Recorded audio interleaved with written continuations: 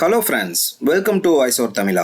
இன்னைக்கு என்ன படம் பார்க்க போறோம்னா 2024 சூப்பரான ஹாரர் மூவியா ரிலீஸ் ஆன curse of the seven oceans மூவியோட ஃபுல் எக்ஸ்பிளனேஷன் தான் நம்ம பார்க்க போறோம். இப்பதான் நம்ம சேனலுக்கு புதுசாக விசிட் பண்றீங்கன்னா சப்ஸ்கிரைப் பண்ணிக்கங்க, பக்கத்தில் இருக்கிற பெல் பட்டனை கிளிக் பண்ணி அதில் ஆல் ஆப்ஷன் செலக்ட் பண்ணிக்கங்க. அப்பதான் நம்ம சேனல்ல போடுற எல்லா வீடியோட நோட்டிஃபிகேஷனும் உங்களுக்கு காமிக்கும். மறக்காம இந்த வீடியோக்கு லைக் பண்ணிடுங்க. நீங்க போடுற ஒரு லைக் தான் இந்த வீடியோவை மற்றவங்களுக்கு ரெக்கமெண்ட் பண்ணும். வாங்க வீடியோக்குள்ள போலாம். படத்தோட ஓப்பனிங் சீன்ல இந்தோனேஷியால இருக்கிற ஒரு கிராமத்தை தான் காட்டுறாங்க. அங்க இருக்கிற ஒரு மார்க்கெட்டை காட்டுறாங்க. இந்த கதை 1970 காலகட்டத்தில் நடக்கிற மாதிரி தான் நமக்கு காட்டுறாங்க. இந்த மார்க்கெட்ல வீட்டுக்கு தேவையான மளிகை பொருட்கள், காய்கறிகள் எல்லாமே கிடைக்கும். இந்த மார்க்கெட்ல தான் ஈரோட அப்பாவும் கடை வச்சிருப்பாரு. இவர் தான் நம்ம ஈரோட அப்பா. இவரோட கடைக்கு மட்டும் அப்படி கூட்டம் பிச்சுக்கிட்டு வரும். எதனால இவரோட கடைக்கு மட்டும் அதிக கூட்டம் வருதுன்னா, இவரோட கடையில ஒரு பொருளை யாராச்சும் அதிக எண்ணிக்கையில வாங்கினாங்கன்னா அதுக்கு நிறைய சலுகை எல்லாம் தருவாரு. அதாவது யாராச்சும் 2 சோப் வாங்கினாங்கன்னா அதுக்கு ஒரு சோப் ஃப்ரீயா தருது. அந்த மாதிரி நிறைய சலுகை எல்லாம் தருவாரு. அதனால இவரோட கடைக்கு நிறைய கூட்டம் வரும். இவர் கடைக்கு ஆப்போசிட்லயே நஜீர்னு ஒருத்தன் கடை வச்சிருப்பான். அவரோட கடைக்கு நிறைய பேர் பொருள் வாங்கலாம்னு வருவாங்க. ஆனா ஈரோட அப்பா கடையை பார்த்துட்டு அந்த கடைக்கு எல்லாரும் வந்துருவாங்க. இதுல அந்த பையனுக்கு அப்படியே நம்ம ஈரோட அப்பா மேல செம கொலகான்ல இருப்பான். இன்னைக்கு அப்படியே வியாபாரத்தெல்லாம் முடிச்சு நல்லா கலெக்ஷனை பார்த்துட்டு ஈரோட அப்பா அவசரமா கடையை பூட்டிட்டு கிளம்புறாரு. நேரா கிளம்பி எங்க வராருன்னா ஹாஸ்பிட்டலுக்கு தான் வந்திருப்பாரு. எதுக்காக ஹாஸ்பிட்டலுக்கு வந்திருப்பாருன்னா, அவரோட பையனுக்கு, அதாவது நம்ம படத்தோட ஹீரோக்கு கிட்னில ப்ராப்ளம் இருக்கும். அதுக்காக தான் ஹாஸ்பிட்டல் அட்மிட் பண்ணிருப்பாங்க.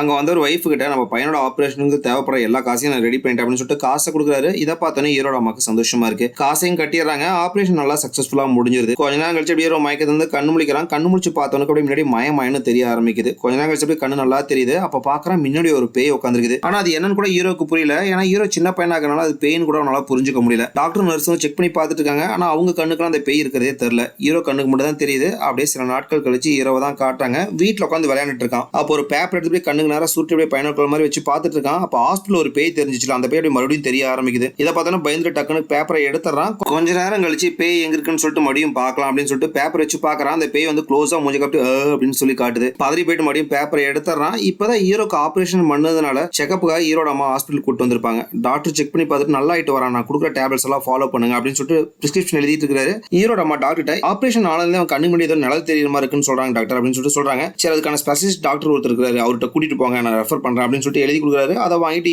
ஈரோட அம்மா வீட்டுக்கு வந்துடுறாங்க. இன்னொரு பக்கம் ஈரோட அப்பாவை தான் காட்டுறாங்க. கடையோட வியாபாரத்தெல்லாம் முடிச்சு கடையை மூடலாம் அப்படின்னு சொல்லிட்டு ஒவ்வொரு பலகையை எடுத்து லாக் பண்ணிட்டு இருக்காரு. அப்போ ஒரு பலகை மட்டும் ஒழுங்கா லாக் ஆக மாட்டேங்குது. என்னன்னு பாக்குறாரு, அந்த துணியில ஏதோ கட்டி போட்டு கிடக்கு. என்னடா அப்படின்னு சொல்லிட்டு எடுத்து பாக்குறாரு. உள்ளுக்குள்ள பார்த்தா நிறைய ஆணி அப்புறம் மந்திரிச்ச தகடுலாம் இருக்கு. இதை பார்த்தனே யாரோ பிளாக் மேஜிக் தான் பண்ணி இங்க வச்சிருக்காங்க அப்படின்னு சொல்லிட்டு அவருக்கு புரிஞ்சிருது. சுத்தி முத்தியும் பாக்குறாரு. எல்லா கடையும் மூடி இருக்கு. ஆப்போசிட்ல நசீர் ஒருத்தருப்பான், அவன் கடையும் பாக்குறாரு. ஒருவேளை இவனா இருப்பானோ என்ன அப்படின்னு சந்தேகமா பாக்குறாரு. அதுக்கப்புறம் கடையை மூடிட்டு அந்த பில்லி சுனியை பண்ணதை கொண்டு அப்படியே டஸ்ட்பின்ல போட்டுறாரு. போட்டு கார்ல ஏறி உட்காராரு. தோள்பட்டு எல்லாம் பயங்கரமா வலிக்கிற மாதிரி இருக்கு. இன்னைக்கு கடையில அதிகமா வியாபாரம் இருந்திருக்கும். ஒருவேளை அதனால தோள்பட்டு வலிக்குது நம்ம தெரியல. அப்படியே கிளம்பி வீட்டுக்கு வந்துறாரு. வீட்டுக்கு வந்தவரை அதே மாதிரி தோள்பட்டையை பிடிச்சிட்டே தான் இருக்கிறாரு. இதை பார்த்து ஈரோடமா என்னங்க இன்னைக்கு கடையில ரொம்ப வேலையா, உடம்பெல்லாம் வலிக்குதா அப்படின்னு சொல்லிட்டு கேட்கறாங்க. இல்ல தோள்பட்டை மட்டும் பயங்கரமா வலிக்கிற மாதிரி இருக்கு அப்படின்னு சொல்றாரு. அதுக்கப்புறம் ஹாஸ்பிட்டல் போனீங்களா, டாக்டர் என்ன சொன்னாரு, நல்லா இருக்குல்ல அப்படின்னு சொல்லிட்டு கேட்கறாரு. அதெல்லாம் நல்லா இருக்கு, ஆனா அவனோட கண்ணுக்கு அது நிழல் மாதிரி தெரியுதுன்னு சொல்லியிருந்தால, அதை பத்தி நான் டாக்டர் சொன்னேன். அவர் வேற ஒரு ஐ டாக்டர் ரெஃபர் பண்ணிருக்காரு, நாளைக்கு போய் அவரையும் பார்க்கணும் அப்படின்னு சொல்றாங்க. அப்பவும் சரின்னு சொல்லிட்டு அதுக்கப்புறம் பையன்ட்ட பேசலாம் அப்படின்னு சொல்லிட்டு ஹீரோ எழுப்புறாரு. ஹீரோ அப்படியே மொல்லமா தூக்குது, கண்ணை முழிக்கிறான். கண்ணை முழிச்சா எங்க அப்பா கிட்ட என்னத்தை பார்த்தாலும் தெரியல, பார்த்து பயங்கரமா அப்படின்னு சொல்லிட்டு பயங்கரமா கத்த ஆரம்பிக்கிறான். இதை பார்த்து அப்போ என்னடாச்சு கண்ணா, சொல்லு சொல்லு அப்படின்னு சொல்லிட்டு கேட்கறாங்க. எங்க அப்பாவோட கையை திருட்டு வேகமா அம்மாட்ட ஓடி போயிடுறான். அம்மாவும் என்னாச்சு கண்ணா, சொல்லு சொல்லு அப்படின்னு சொல்லிட்டு கேட்கறாங்க. அம்மா அப்பாவோட தோள்பட்டை ஒரு கொடூரமான ஒரு பொம்பளை பொம்பளை பொம்பளை அப்படின்னு சொல்லிட்டு இருக்கான். இப்பதான் என்னன்னு நமக்கு காட்டுறாங்க. பார்த்தா அப்பாவோட தோள்பட்டை மேல ஒரு கொடூரமான ஒரு பேய் உட்காந்துருக்கு. இந்த பேய் வந்து மார்க்கெட்ல இருந்தே தோள்பட்டையில உட்காந்துட்டு வந்திருக்கும். அதனாலதான் அவருக்கு பயங்கரமான தோள்பட்ட வழியே எடுத்திருக்கும். ஹீரோ கண்ணுக்கு மட்டும் பேயெல்லாம் தெரியுதுனால அவன் கண்ணுக்கு மட்டும் அந்த உருவம் தெரியுது, வேற யாரு கண்ணுக்கு அந்த உருவம் தெரிய மாட்டேங்குது. அப்படியே அந்த பேய் ஹீரோவை பார்த்து அப்படியே பயங்கரமா அப்படின்னு சொல்லிட்டு கத்திட்டு கை நின்று அப்படியே வருது. இதை பார்த்து ஹீரோ பயங்கரமா கத்த ஆரம்பிக்கிறான். அப்படியே அங்க சீனை கட் பண்ணி அடுத்து ஹீரோட அப்பா ஹீரோ வந்து ஒரு ஷேமன்ட்ட கூட்டு வந்திருப்பாரு. ஷேமன்னா யாருன்னா பேய் பீசஸ் எல்லாம் ஓட்டுவாங்களா, அவர்கிட்ட தான் கூட்டு வந்திருப்பாரு. அவரு ஹீரோ ஃபுல்லா செக் பண்ணி பாக்குறாரு. செக் பண்ணி பார்த்துட்டு ரீசெண்டா அவன் பையனுக்கு ஒரு ஆபரேஷன் ஆச்சுல, அதுல அவன் கிட்டத்தட்ட செத்து பொழைச்சு திருப்பி உயிரோட வந்திருக்கான். அதனால அவனுக்கு 3வது கண்ணும் திறந்துருச்சு. அந்த 3வது கண் திறந்ததுனால என்ன ஆகும்னா, சாதாரண மனசங்கனால பார்க்க முடியாத எல்லா விஷயத்தையும் அவனால பார்க்க முடியும். அதாவது பேய் பிசாசு சாத்தா இந்த மாதிரி விஷயத்தெல்லாம் அவனால பார்க்க முடியும். நீ மார்க்கெட்ல இருந்து கடையை பூட்டிட்டு வீட்டுக்கு வந்தில, அப்போ தோள்பட்டையில ஒரு பேயும் வந்திருக்கு. அதை பார்த்து தான் பையனும் கத்தியிருக்கான். பயப்படாத, அந்த பேயை இப்ப நான் விரட்டிட்டேன் அப்படின்னு சொல்றாரு. இதை கேட்ட ஈரோடப்பா, என் பையன் கண்ணுக்கு பேய் பிசாஸ் எல்லாம் தெரியும்னா வாழ்க்கையே நாசமா போயிடாதா அப்படின்னு சொல்லிட்டு கேட்கிறாரு. கவலைப்படாத, அந்த 3வது கண்ணை என்னால மூட முடியாது, ஆனா அதோட சக்தியை என்னால குறைச்சு வைக்க முடியும் அப்படின்னு சொல்றாரு. அப்புறம் இன்னொரு முக்கியமான விஷயம், எக்காரணத்தை கொண்டு உன் பையனை மார்க்கெட்டுக்கு மார்க்கெட்டுக்கே விட்டுறாத. ஏன்னா மார்க்கெட்ல பொய், பித்தலாட்டம், சாத்தானோட ஒப்பந்தம், அதுக்கப்புறம் பிளாக் மேஜிக், இந்த மாதிரி எல்லா கெட்ட விஷயம் அங்க இருக்கு. அங்க வந்தானா மறுபடியும் அவன் கண்ணுக்கு பேயெல்லாம் தெரிய ஆரம்பிச்சிடும் அப்படின்னு சொல்றாரு. அதுக்கப்புறம் அந்த மூன்றாவது கண்ணோட சக்தியை ஃபுல்லா மந்திரத்தை போட்டு குறைச்சு விட்டுறாரு. அதுக்கப்புறம் ஹீரோட அப்பாவும் அங்க இருந்து கிளம்பிடுறாங்க. அப்படியே இந்த இடத்துல சீனா கட் பண்ணி 13 வருஷம் கழிச்சு காட்டுறாங்க. அதாவது 1983 தான் காட்டுறாங்க. இப்ப ஹீரோக்கு வயசு 18 ஆகுது. நல்லா வளர்ந்து பெரிய பையன்ட்டான். அவனுக்கு ஒரு தங்கச்சி இருக்கா, அதுக்கப்புறம் ஒரு குட்டி தம்பி இருப்பான். எல்லாரும் உட்காந்து அப்படியே சாப்பிட்டு இருக்காங்க. அப்ப பக்கத்துல இருக்கிற குட்டி தம்பி, அண்ணா நீ சின்ன வயசுல கொடூரமான பேயெல்லாம் பாத்திருக்கீன்னு என்கிட்ட சொல்லியிருக்கீல, என் ஃப்ரெண்டு அப்படிதானே சொல்றான், இந்த புக்கையே அவன் தான் என்கிட்ட கொடுத்தான், இந்த புக்ல இருக்கிற எல்லா பேயும் நீ பாத்திருக்கியா அப்படின்னு சொல்லிட்டு கேட்கறான். ஹீரோ அந்த புக்கை எடுத்து பார்த்துட்டு, ஆமாடா இது இருக்கிற பேய் எல்லாத்தையும் நான் பாத்திருக்கேன், இப்ப மட்டும் நீ ஒழுங்கா சாப்பிடல, அந்த பேய் நீ அப்படியே கடிச்சு சாப்பிடும் அப்படின்னு கிண்டல் பண்ணிட்டு இருக்கான். அதுக்கப்புறம் அவனோட அம்மா கிட்ட, அம்மா எனக்கு எக்ஸாம் ஃபீஸ் கட்டணும், கொஞ்சம் பணம் கொடுங்க அப்படின்னு சொல்லிட்டு கேட்கறான்.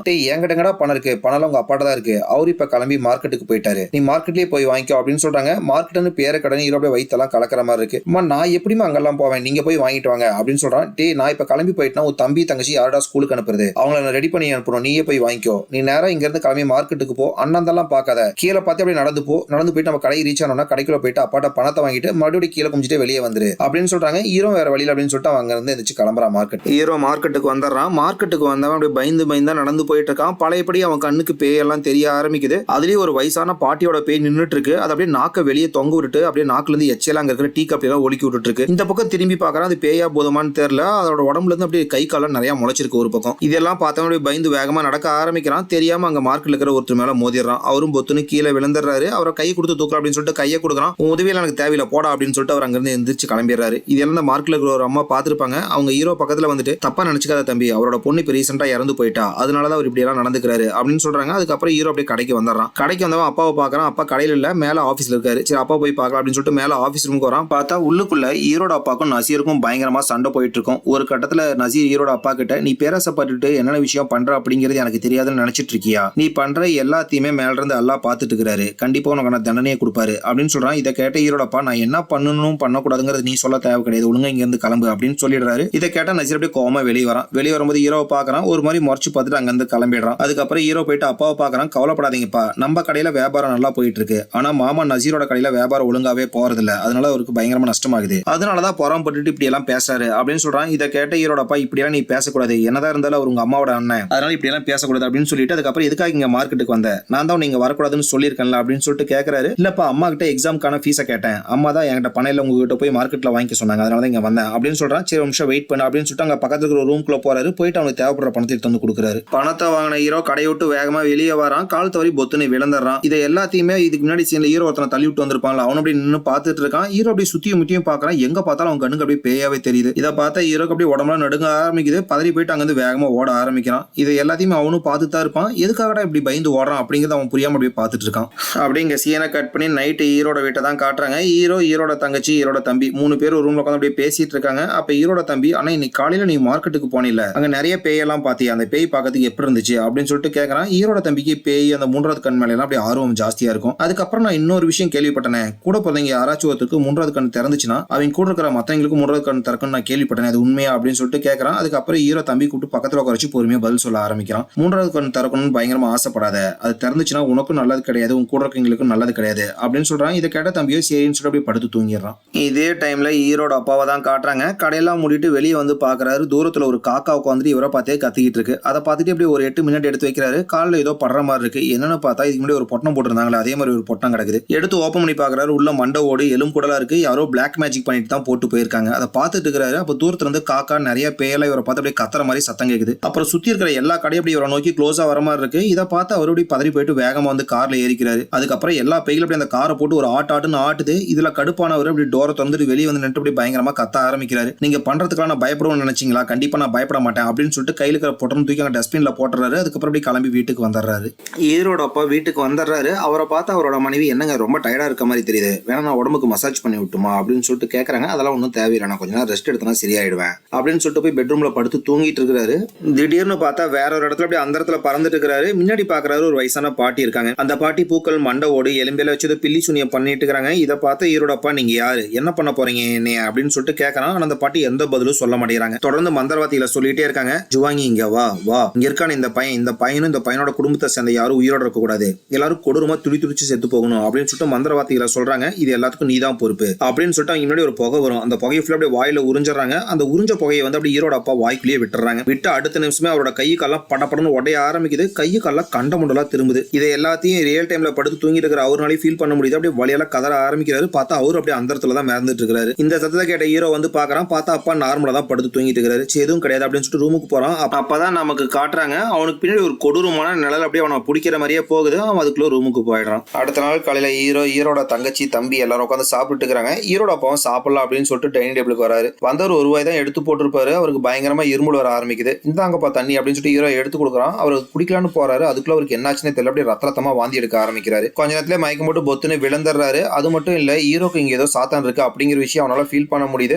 ஆனாலும் அவனோட மூன்றாவது கண்ணை பயன்படுத்தி அவனால பார்க்க முடியல. ஒருவேளை சாத்தான் வந்து இவன் பார்க்க கூடாதுன்னு நினைச்சிருக்க மாட்டிருக்கு. அதனால இவனால பார்க்க முடியல. அதுக்கப்புறம் அப்பாவை கொண்டு வந்து ஹாஸ்பிட்டல் அட்மிட் பண்ணிடுறாங்க. டாக்டர் எல்லாம் செக் பண்ணி பாக்குறாங்க. அவங்களுக்கே என்ன நடக்குதுன்னு புரியல. இவரோட லிவர் கிட்னி எல்லாமே நல்லா தான் இருக்குது. ஆனாலும் உடம்புல என்ன பிரச்சனை நம்மளால கண்டுபிடிக்க முடியல. கொஞ்ச நாள் இங்க அட்மிட் ஆயிருந்தா மட்டும் தான் நம்ம அப்சர்வ் பண்ணி என்னன்னு கண்டுபிடிக்க முடியும் அப்படின்னு சொல்றாங்க. இதை கேட்ட ஹீரோட அப்பா என்னால ஹாஸ்பிட்டல்ல இருக்க முடியாது அப்படின்னு சொல்லிட்டு அவர் கிளம்பி வீட்டுக்கு வந்துடுறாரு. மார்க்கெட்டை சேர்ந்த நிறைய பேர் ஹீரோட அப்பாக்கு உடம்பு சரியில்லை பாக்கிறதுக்கு வராங்க. அதுல ஒருத்தர் ஹீரோட அப்பா கிட்ட நல்லா இருந்த உங்களுக்கு திடீர்னு உடம்பு சரியில்லாம போனதுக்கு காரணம் உங்க கடையில் நடக்கிற வியாபாரமும் உங்களோட அபார வளர்ச்சியை பத்தி யாராச்சும் பில்லி சுனியம் பண்ணிருக்கணும், அதனாலதான் உங்களுக்கு இப்படி எல்லாம் நடக்குது அப்படின்னு சொல்லிட்டு சொல்றாரு. இதை கேட்ட ஹீரோட அப்பாவுக்கு கோவம் வந்துருது. எனக்கு அதுல நம்பிக்கை கிடையாது, என்னை நீங்க பார்க்க வந்ததுக்கு ரொம்ப நன்றி அப்படின்னு சொல்லிடுறாரு. அதுக்கப்புறம் அங்க இருந்து கிளம்பிடுறாரு. வந்தவங்க பேசின எல்லாத்தையுமே ஹீரோ கேட்டிருப்பான். அவனுக்கே அந்த பில்லி சுனித்து மேல ஒரு டவுட் வர ஆரம்பிக்குது. அதுக்கப்புறம் அதை பத்தி எல்லாம் படிக்க ஆரம்பிக்கிறான். அதுக்கப்புறம் ஹீரோட அப்பாக்கு இப்ப ரொம்ப உடம்பு முடியாம இருக்கிறதுனால இதுக்கப்புறம் அவங்க கடையை வந்து அம்மா தான் பாத்துக்க போறாங்க. அடுத்த நாள் காலையில அம்மாவை டிராப் பண்றதுக்காக ஹீரோ மார்க்கெட்டுக்கு வரான். வழியிலேயே அம்மாவோட அண்ணன் நிக்கிறாரு. அதோட ஹீரோட மாமா தான் நின்றுட்டு இருப்பாரு. எப்படிமா இருக்காரு உங்களோட வீட்டுக்காரரு அப்படின்னு சொல்லிட்டு விசாரிக்கிறாரு. பரவாயில்லண்ணே அப்படின்னு சொல்றாங்க. இந்த இதுல நிறைய மூலிகை மருந்தெல்லாம் இருக்கு, இதெல்லாம் உங்க புருஷனுக்கு தண்ணியில கலந்து கொடு, சீக்கிரம் சரியாயிரும் அப்படின்னு சொல்றாங்க. அதை வாங்கிட்டு வந்து ஹீரோட்ட கொடுக்குறாங்க. இந்த இதை கொண்டு போய் பத்திரமா உங்க அப்பாட்ட கொடுத்து, மாமாக்கு வந்து நம்ம குடும்பத்து மேல பாசமே இல்லைன்னு சொன்னீங்க பாரு, உங்க அப்பாக்காக மூலிகை மருந்தெல்லாம் வாங்கிட்டு வந்திருக்காரு அப்படின்னு சொல்லிட்டு அவங்க அங்க இருந்து கிளம்பிடுறாங்க. ஹீரோக்கு வந்து இங்க மாமா மேல டவுட் இருக்கும். இவங்க கடையில வியாபாரம் நல்லா நடக்கிறதுனால அவர் கடையில நிறைய நஷ்டமாகுதுல, அதனால அவர் தான் பொறாம பிடிச்சி ஒரு வேலை வந்து பில்லி சுனி எல்லாம் பண்ணிருப்பாரு என்னமோ சந்தேகமா இருக்கும். அதுக்கப்புறம் ஹீரோ அப்படி கார்ல வந்துட்டு இருக்கான். வழியில் ஒரு குப்பை தொட்டியை பாக்குறான். அந்த குப்பை தொட்டி அந்த மூலிகை மாதிரி தான் தூக்கி போட்டு அங்க இருந்து கிளம்பிடுறான். இதே டைம்ல அந்த குட்டி பையனை தான் காட்டுறாங்க. அவன் ஸ்கூல் முடிச்சுட்டு வீட்டுக்கு வந்து பாக்குறான். வீட்டுல யாருமே இல்ல. அப்பாவும் படுத்து தூங்கிட்டு இருப்பாரு. அம்மாவும் மார்க்கெட்ல இருக்காங்க. அக்காவும் ஸ்கூலுக்கு போயிருப்பா. அண்ணன் இப்பதான் வீட்டுக்கு வந்துட்டு இருக்கான். அவன் அப்படியே வீட்டுல என்னடா இருக்கு அப்படின்னு சுத்தி முத்தியும் பாத்துட்டு இருக்கான். அப்ப அவனோட வீட்டுக்கு பின்னாடி கொல்லப்புறத்துல இருந்து ஏதோ சத்தம் கேக்குது. என்னன்னு சொல்லிட்டு போய் பார்த்தா அங்க ஒரு சின்ன பொட்டம் கிடைக்குது. என்னன்னு சொல்லிட்டு ஓப்பன் பண்ணி பாக்குறான். அவங்க அப்பா கிடைச்ச மாதிரியே மண்டை ஓடி எலும்புல இருக்கிற மாதிரி ஒரு பொட்டம் கிடைக்குது. அதை ஓப்பன் பண்ணி பார்த்தா அடுத்த நிமிஷமா அப்படியே அங்க இருக்கிற மரம் எல்லாம் பயங்கரமா காத்து வீச ஆரம்பிக்குது. இதை பார்த்தா குட்டி பையனும் பயந்து வந்து வீட்டுக்குள்ள கதவை சாத்திக்கிறான். அன்னைக்கு நைட் அந்த குட்டி பையனுக்கு காய்ச்சலே வந்துருது. அண்ணனும் அக்காவும் தான் சமாதானம் சொல்லிட்டு இருக்காங்க. அப்ப அந்த குட்டி பையன் பேசுறதே ரொம்ப வித்தியாசமா இருக்கு. அண்ணா அக்கா உங்க ரெண்டு பேத்தையும் நான் ரொம்ப லவ் பண்றேன், நீங்க எப்பயுமே ரொம்ப ஸ்ட்ராங்கா இருக்கணும், என்ன சரியா அப்படின்னு சொல்லிட்டு கேட்கறான். இது எல்லாம் கேட்கற ஹீரோக்கு ஏன்டா தம்பி இப்படி பேசுறான் அப்படிங்கிற விஷயமே புரியல. அதை பத்தி எல்லாம் யோசிச்சுட்டு இருக்கான்.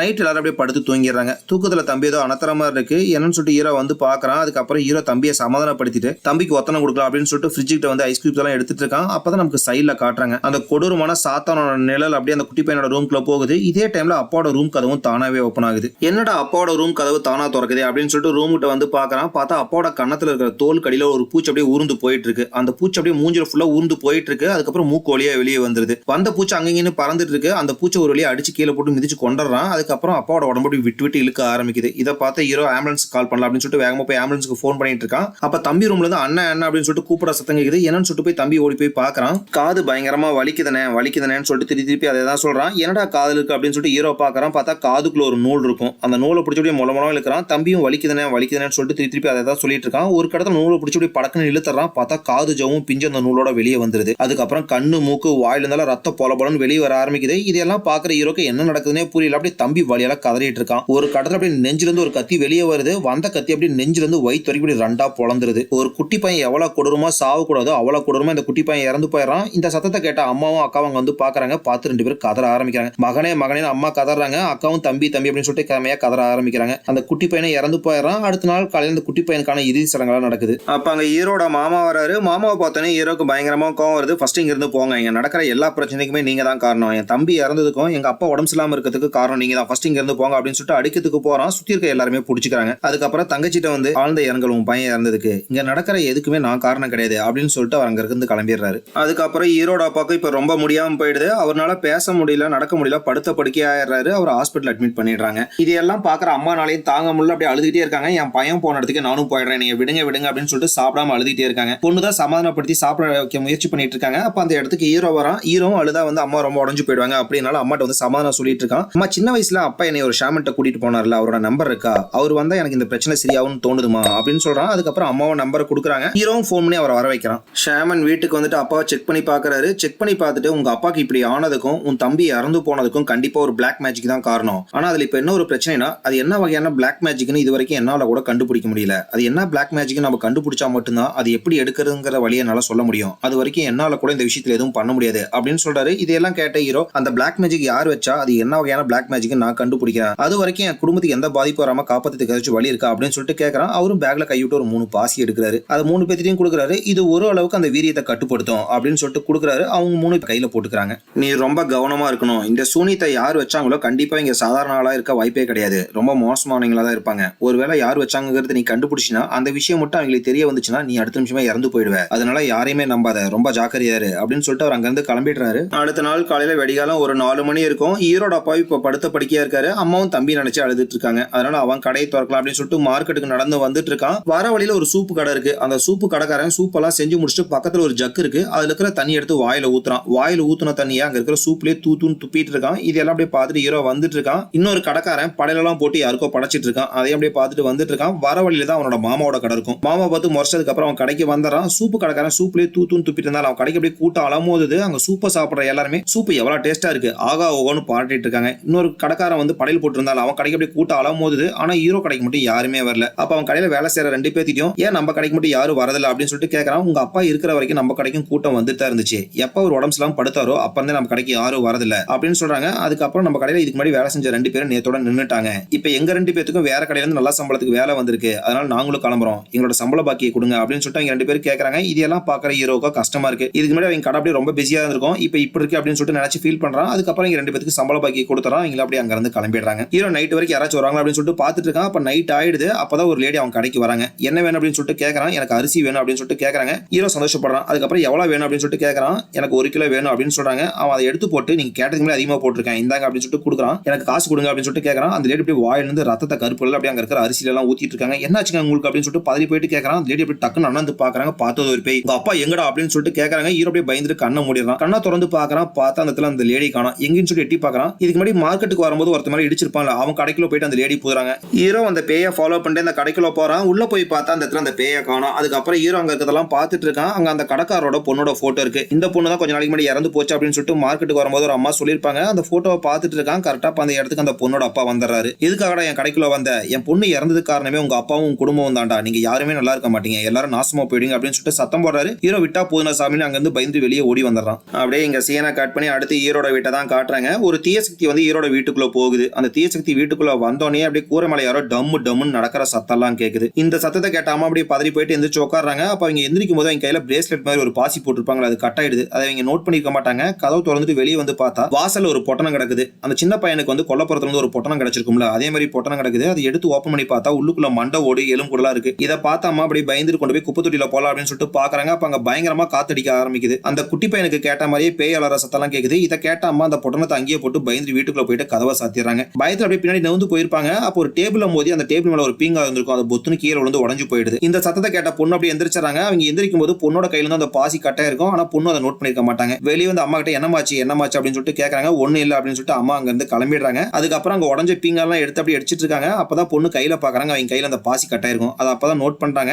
இதெல்லாம் நடந்ததுக்கு அப்புறம் தான் ஹீரோ வீட்டுக்கு வரான். வீட்டுக்கு வந்த ஹீரோ அம்மா தூக்கி போட்ட பொட்டணத்தை பார்ப்பான். அது என்ன அப்படின்னு சொல்லிட்டு தொடரத்துக்கு போறான். அப்ப அவன் கையில போட்டிருந்த பாசி தானாவே கட் ஆகுது. இதை பார்த்து ஹீரோக்கு பயமாயிடுது. ஐயோ அம்மாக்கும் தங்கச்சிக்கு என்னாச்சோ தெரியல அப்படின்னு சொல்லிட்டு வீட்டுக்குள்ள வந்து பாக்குறான். பார்த்தா அம்மாக்கு பயங்கரமா ஜுரம் அடிக்குது. அதுக்கப்புறம் தங்கச்சிட்ட என்னாச்சு அப்படின்னு சொல்லிட்டு கேட்கறான். எனக்கு ரொம்ப பயமா இருக்குடா, தம்பிக்கு எப்படி உடம்புலாம் போச்சு அதே மாதிரி இப்ப அம்மாக்கு உடம்புலாம் போகுது, எனக்கு ஏதோ தப்பா நடக்கிற மாதிரி இருக்கு அப்படின்னு சொல்றாங்க. இதை கேட்ட ஹீரோவை பயப்படாத, நான் இப்பயே ஷாமனை வர வைக்கிறேன் அப்படின்னு சொல்றான். அதுக்கப்புறம் ஷாமன் அந்த இடத்துக்கு வந்துடுறாரு. வந்துட்டு அங்க இருக்கிற மண்டோட எல்லாம் பாக்குறாரு. இது என்ன அப்படின்னு சொல்லிட்டு ஹீரோ கேட்கறான். இது ஒரு சாபம், இதை தொட்டதுனாலதான் உங்க அப்பாவும் உன் தம்பி உங்க அம்மாக்கெல்லாம் இப்ப உடம்புலாம் போயிருச்சு, நல்ல வேலையை நீ அதை தொடல, அதனாலதான் உனக்கு எதுவும் ஆகல, கொஞ்சம் ஜாக்கிரதையாரு அப்படின்னு சொல்லிட்டு அந்த மண்டோட எல்லாம் எடுத்துட்டு அப்படியே அவர் அங்க இருந்து கிளம்பிடுறாரு. ஷாமன் சொன்னதெல்லாம் கேட்ட ஹீரோக்கு பயங்கரமா கோவம் வருது. நேரா அவன் மாமாவோட கடைக்கு வரான். மாமா கிட்ட எதுக்காக என் குடும்பத்துக்கு இப்படி சாபத்தை கொடுக்குற அப்படின்னு சொல்லிட்டு சத்தம் போடுறான். நான் சாபம் கொடுக்கறேன், இதெல்லாம் பண்றது நான் கிடையாதுரா, இதெல்லாம் ஆரம்பிச்சது உங்க அப்பா தான் அப்படின்னு சொல்லிட்டு ஒரு சின்ன பிளாஷ்பேக்கை சொல்ல ஆரம்பிக்கிறாரு.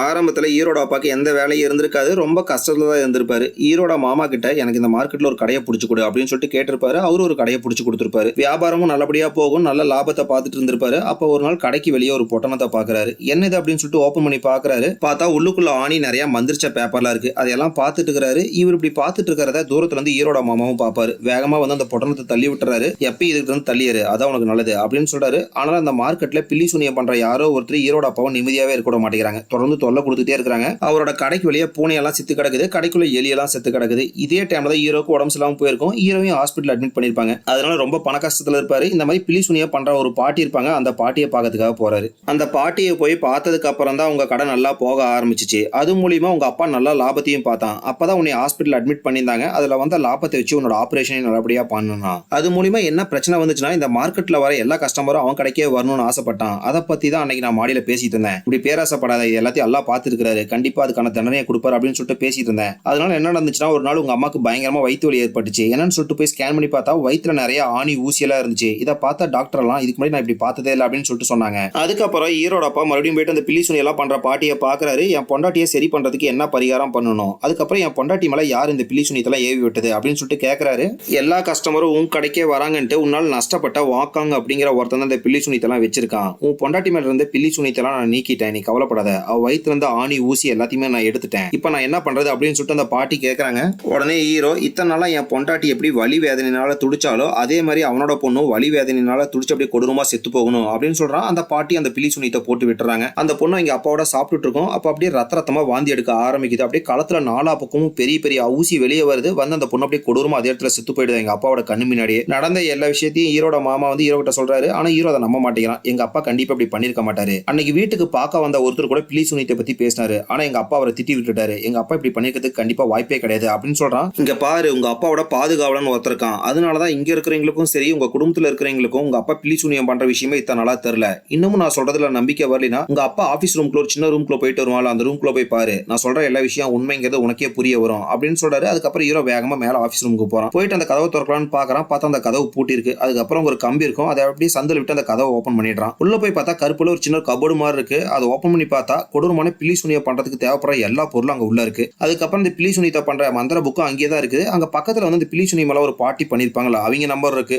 அந்த நம்பருக்கு எடுத்து கால் பண்றான். அதுக்கப்புறம் அந்த பாட்டியை பார்க்கறதுக்காக அப்படியே கார்ல தனியா அவன் மட்டும் கிளம்பி போறான். ஹீரோ அந்த இடத்துக்கு வந்துடுறான். வந்து பார்த்தா அந்த பாட்டியோட பொண்ணு தான் இருக்காங்க. ஹீரோவை பார்த்தா அவங்க, நீ எதுக்கு இங்க வந்த அப்படின்னு சொல்லிட்டு இங்க உள்ள போயிடுறாங்க. ஹீரோ பின்னாடியே உள்ள வந்துடுறான். நான் இப்போ உங்க அம்மாவை பார்க்கணும் அப்படின்னு சொல்லிட்டு கேட்கறான். இவங்க தான் என்னோட அம்மா, ஆனா இவங்களால இப்ப பேச முடியாது, உடம்ப கூட அசைக்க முடியாது, அப்படியே படுத்த படுக்கையா இருக்காங்க அப்படின்னு சொல்றாங்க. இதை கேட்ட ஹீரோ, இப்ப எங்க அப்பாவும் இப்படிதான் இருக்கிறாரு, உங்க அம்மாக்கு என்னாச்சு அப்படின்னு சொல்லிட்டு கேட்கறான். அது என்னவா, எங்க அம்மா கடைசியா வாக்காங்க அப்படிங்கிறோட பொண்ணை சூனியம் பண்ணி கொண்டுட்டாங்க. அதுக்கப்புறமா அவன் சும்மா இருப்பானா, இது வரைக்கும் யாரும் பண்ணாத ஒரு கொடூரமான சூனியத்தை பண்ணி மொத்த சாத்தானையும் அப்படியே உங்க குடும்பத்து மேல ஏவி விட்டுருக்கான். அந்த சூனியத்தை எங்க அம்மா தான் பண்ணதுனால எங்க அம்மா இப்படி படுத்த படிக்கையா இருக்காங்க அப்படின்னு சொல்லிட்டு சொல்றாங்க. அதே மாதிரி அந்த சூனியத்தினால ஏவப்பட்ட அந்த கொடூரமான சாத்தான் உங்க குடும்பத்தை கண்டிப்பா பழி வாங்காம விடாது. இந்த உலகத்தோட நீ எந்த மூலைக்கு போனாலும் கண்டிப்பா உங்க குடும்பத்தை பழி வாங்கியே தீரும். எதனால தெரியுமா, அந்த விக்காங் உங்க குடும்பத்து மேல பண்ணிருக்கிற சூனியம் அந்த மாதிரி. அந்த சூனியத்தோட பேரு சுக்காரு பிட்டு. அந்த சூனியத்தை பண்றதும் கஷ்டம், அதை எடுக்கிறது அதோட ரொம்ப ரொம்ப கஷ்டம்.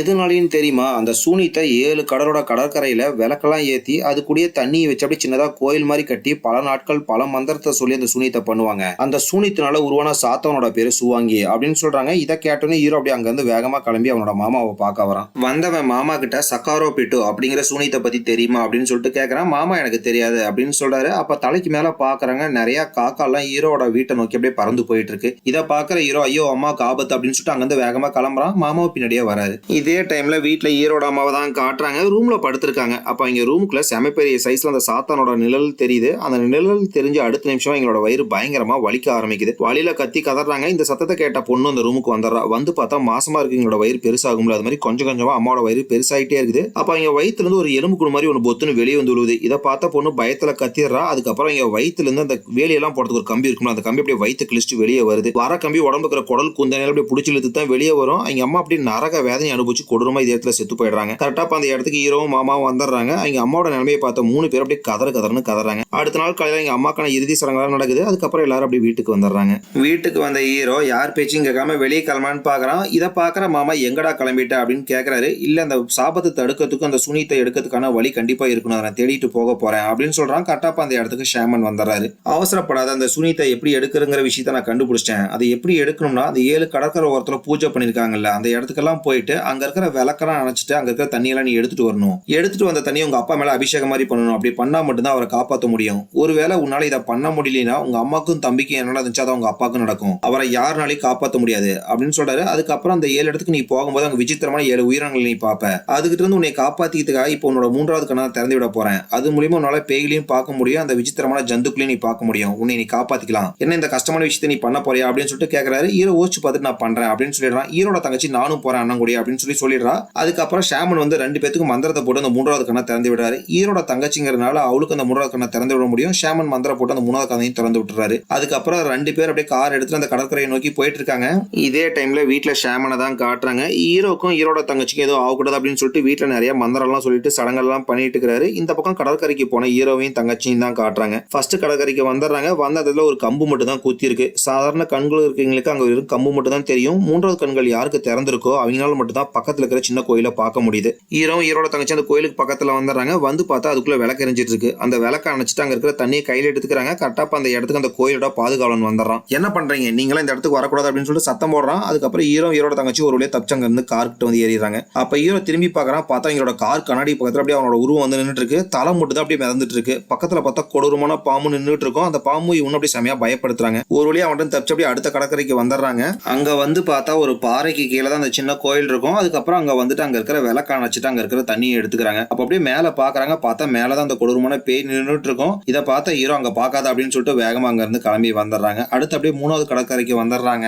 அங்க வந்து பார்த்தா கடற்கரையை ஒட்டி தான் அந்த 3வது கோயில் இருக்கும். அங்க இருக்கிற விளக்கையை அணைச்சிட்டு அங்க இருக்கிற தண்ணியை எடுத்துக்கிறாங்க. அப்ப அங்க ஒரு பேய் அப்படியே அந்தரத்துல மிதந்துட்டு இருக்கு. அங்க இருந்து தப்பிச்சு அப்படியே 4வது கோயிலுக்கு வந்துடுறாங்க. அந்த 4வது கோயில் அந்த கடற்கரைக்கு பக்கத்துல ஒரு சின்ன காடு இருக்கும். அதுக்குள்ளதான் அந்த கோயில் இருக்கும். அங்க வந்து அங்க இருக்கிற விளக்கையை அணைச்சிட்டு அங்க இருக்கிற தண்ணியை எடுத்துக்கிறாங்க. அப்ப அங்க இருக்கிற பேய் அதை அணைக்காதீங்க அப்படின்னு சொல்லிட்டு சத்தம் போடுது. ஒரு வழியா அங்க இருந்து தப்பிச்சு அப்படியே அடுத்து 5வது கோயிலுக்கு வந்துடுறாங்க. 5வது கோயிலுக்கு வந்தவங்க அங்க இருக்கிற விளக்க அணைச்சிட்டு அங்க இருக்கிற தண்ணியை கையில எடுத்துக்கிறாங்க. அவங்க அப்பாவோட களத்து மேல ஒரு பேய் உட்காந்துருக்கும்ல, அந்த மாதிரி ஒரு பேய் தான் இங்க இருக்கு. அப்படி இவங்களை பார்த்து கத்த ஆரம்பிக்குது. ஒரு வழியா அங்க இருந்து தப்பிச்சு அப்படியே 6வது கடற்கரைக்கு வந்துடுறாங்க. அங்க இருக்கிற கோயில் இருக்கிற விளக்கையை அணைச்சிட்டு அங்க இருக்கிற தண்ணியை கையில் எடுக்கிறாங்க. அங்க தலையில்லாத ஒரு முண்டை மட்டும் அப்படியே இவங்களை பயப்படுத்திட்டு நடந்து வந்துட்டு இருக்கு. ஒரு வழியா அங்க இருந்து தப்பிச்சு அப்படியே 7வது கடற்கரைக்கு வந்துடுறாங்க. 7வது கோயிலுக்கு வந்தவங்க அங்க இருக்கிற விளக்கையை அணைச்சிட்டு அங்க இருக்கிற தண்ணியும் கையில எடுத்துக்கிறாங்க. அங்க இருந்து கிளம்பலான்னு பாக்குறாங்க. அப்பதான் கடற்கரை ஓரத்துல பாக்குறாங்க ஆள் நடமாட்டமே இல்ல. ஆனா ஆளுங்களோட கால் தடம் மட்டும் அப்படி பதிய ஆரம்பிக்குது. இதை பார்த்தா 2 பேரும் துண்டக்கான துணிக்கான அங்க வந்து வேகமா ஓட ஆரம்பிக்கிறாங்க. அப்ப கால் தடிக்கு பொத்துன்னு 2 பேர் கீழே விழுந்துடுறாங்க. அப்ப அப்படியே நிலத்துக்குள்ள இருந்து பேயோட கையெல்லாம் வந்து அப்படியே அவங்க 2 பேத்தையும் பிடிச்சிக்குது. அப்ப அங்க ஒரு குதிரை வண்டியோட சத்தம் கேக்குது. இதை கேட்டோன்னு அந்த பேய்களோட கையெல்லாம் அப்படியே தரைக்குள்ளேயே போயிடுது. அந்த இடத்துக்கு ஒரு குதிரை வண்டி தான் வந்திருக்கும். அந்த குதிரை வண்டியில இருந்து அப்படியே ஒரு பேய் இறங்கி வருது. வந்துட்டு அவங்க கையில ஒரு குடுவையை கொடுக்குது. இது எங்க சூனிய ராணி கொடுத்தாங்க அப்படின்னு சொல்லிட்டு கொடுத்துட்டு அங்க இருந்து கிளம்பிடுது. அதுக்கப்புறம் ஹீரோட தங்கச்சி எங்க அப்பாவை பார்க்கலாம் அப்படின்னு சொல்லிட்டு வேகமா வீட்டுக்கு வராங்க. இதே டைம்ல ஹீரோட வீட்டை தான் காட்டுறாங்க. ஹீரோட வீட்டுக்குள்ள எந்த தீய சக்தியும் வந்துடக்கூடாது அப்படின்னு சொல்லிட்டு ஷாமன் தொடர்ந்து அப்படியே மந்திரத்தை சொல்லிட்டு இருக்கிறாரு. சடனா அவர் வேற ஒரு டைமென்ஷனுக்குள்ள போயிடுறாரு. அந்த பேய்களோட உலகத்துக்குள்ள தான் போயிருப்பாரு. அந்த இடத்துக்கு தீய சக்தி ஏவி விட்டுருப்பாங்க. அந்த சாத்தான் அந்த இடத்துக்கு வந்துருது. வந்த சாத்தான் அப்படியே ஷாமனோட கையை பிடிச்சி படக்குன்னு உடைச்சிருது. அதுக்கப்புறம் ஒரு தலையை அப்படியே நசுக்கி சட்னியாட்ட ஆக்கி கொடூரமா சாகடிச்சிருது. இந்த சத்தத்தை கேட்டா மாமா வெளியே வந்து பார்த்தா அந்த இடத்துல அந்த சாத்தான் இருக்கும். அதுக்கப்புறம் சாத்தான் அப்படியே மாமாவையும் துரத்தி பிடிச்சி அவரோட நெஞ்சுக்குள்ள கையோட்டு அப்படியே இதயத்தை மட்டும் பிச்சு வெளியே எடுத்துருது. எடுத்த இதயத்தை வாயில போட்டு மொச்சுக்குன்னு கடிச்சு தின்றுது. இதெல்லாம் நடந்ததுக்கு அப்புறம் தான் ஹீரோட தங்கச்சி வீட்டுக்கு வந்திருப்பாங்க. வந்து பார்த்தா ஷாமுன்னு அப்படியே மாமா கொடூரமா செத்து போய் கிடக்குறாங்க. இதுக்கப்புறமா தாமதிக்க கூடாது, ஃபர்ஸ்ட் அப்பாக்கு அந்த சடங்கை பண்ணும் அப்படின்னு சொல்லிட்டு வேகமா அப்பாவோட ரூமுக்கு போறாங்க. போயிட்டு அந்த தண்ணியை எடுத்து அப்படியே ஊத்த ஆரம்பிக்கிறாங்க. கரெக்டா அந்த இடத்துக்கு அந்த சாத்தானும் வந்துருது. அப்ப அந்த இடத்துக்கு வந்த சாத்தான் ஹீரோட அப்பாவை போட்டு தரலாம் அப்படின்னு சொல்லிட்டு நெருங்கி வருது. இதை பார்த்து ஹீரோ அப்படியே போய் தடுக்க ட்ரை பண்றான். இந்த கேப்பை பயன்படுத்திட்டு தங்கச்சி அப்படியே தண்ணியில எடுத்து ஊத்திட்டு அப்படியே மந்தத்தையும் சொல்லிட்டு இருக்கா. அதுக்கப்புறம் ஹீரோ அடிச்சு தூக்கி போட்டு தங்கச்சி அடிச்சு தூக்கி போடுறதுக்கு வருது. அதுக்கப்புறம் ஹீரோ தண்ணியில எடுத்து ஊத்திட்டு அப்படியே மந்திரத்தை சொல்லிட்டு இருக்கான். 2 பேரும் மாத்தி மாத்தி அடி வாங்குறாங்க. அப்படியே மாத்தி மாத்தி தண்ணியை ஊத்திட்டு இருக்காங்க. ஒரு கடத்துல 6 கடற்கரையோட தண்ணியை ஊத்திடுவாங்க. லாஸ்டா 7வது கடற்கரையோட தண்ணி மட்டும் தான் இருக்கும். அதை ஊத்தலாம் அப்படின்னு சொல்லிட்டு ஹீரோ எடுத்துட்டு பாக்குறான். பார்த்தா அந்த இடத்துக்கு வந்த சாத்தான் அப்படியே ஹீரோட அப்பாவை தூக்கி அப்படியே களத்தோட சேர்த்து பிடிச்சிட்டு இருக்கான். என்னடா பண்றது அப்படின்னு சொல்லிட்டு ஹீரோ யோசிச்சுட்டு இருக்கான். அப்பதான் அவனுக்கு ஒரு ஐடியா வருது. அந்த தண்ணி அப்படியே மந்திரத்தை சொல்லிட்டு அப்படியே தூக்கி ஊத்துறான். சாத்தான் மேலேயே அவங்க அப்பா மேலேயும் படுது. அந்த தண்ணி பட்ட அடுத்த நிமிஷமே சாத்தான் அப்படியே நெருப்பு பிடிச்சி எரிய ஆரம்பிக்குது. அப்படியே அங்க இருந்தும் மறைஞ்சு போயிடுது. இவங்களை பிடிச்சிருந்த பில்லி சுனி எல்லாம் மொத்தமா மறைஞ்சு போயிடுது. அவங்க அப்பாவும் அப்படியே பழையபடி நார்மல் ஆயிடுறாரு. அப்படியே இங்க சீனை கட் பண்ணி அந்த விக்காவையும் சூனியம் பண்ண பாட்டியும் தான் காட்டுறாங்க. ஹீரோ வீட்டுல இருந்து மறைஞ்ச சாத்தான் அப்படியே இந்த சூனிக்கார பாட்டி வீட்டுக்கு வந்துருது. வந்த சாத்தான் அந்த சூனிக்கார பாட்டி அப்படியே காலத்தையும் காலையும் பிடிச்சி அப்படியே உடம்ப 2ஆ பிச்சு தூக்கி போட்டுருது. அதுக்கப்புறம் இந்த விக்காவையும் துரத்தி பிடிச்சி அவனோட தலையை அப்படியே முழுசா வாயில போட்டு முழுங்கிடுது. கொடூரமா சாகடிச்சிருது. ஒரு வழியா இந்த சூனிய முடிவுக்கு வந்துருது. ஹீரோட அப்பாவும் பழையபடி நல்லா ஆயிடுறாரு. அதுக்கப்புறம் ஹீரோட அப்பாவுக்கு சூனியம் பண்ணிருப்பாங்க ஒரு பாட்டி. அந்த பாட்டி பழையபடி நார்மல் ஆயிடுறாங்க. அதுக்கப்புறம் அந்த பாட்டி ஹீரோட அப்பா கடைக்கு வந்துட்டு அங்க இருக்க சூனியத்தை ஃபுல்லா அழிச்சிடறாங்க. இந்த படத்தை இதோட அப்படியே முடிக்கிறாங்க. பாய் மக்களே, மறக்காம இந்த வீடியோக்கு லைக் பண்ணுங்க. நீங்க போடுற ஒவ்வொரு லைக் தான் இந்த வீடியோவை மத்தவங்களுக்கு ரெக்கமெண்ட் பண்ணும்.